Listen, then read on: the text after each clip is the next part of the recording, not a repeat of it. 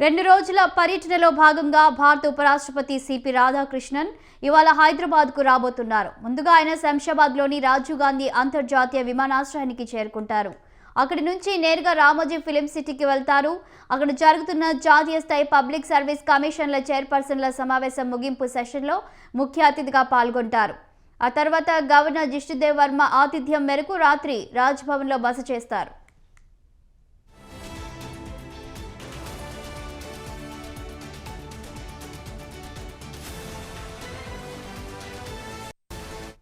రేపు ఉదయం రంగారెడ్డి జిల్లాలో కన్హా శాంతివనంలో హార్ట్ఫుల్నెస్ ఇన్స్టిట్యూట్ శ్రీరామచంద్ర మిషన్ ఆధ్వర్యంలో నిర్వహించబోయే వరల్డ్ మెడిటేషన్ డే కార్యక్రమానికి ముఖ్య అతిథిగా హాజరు కానున్నారు.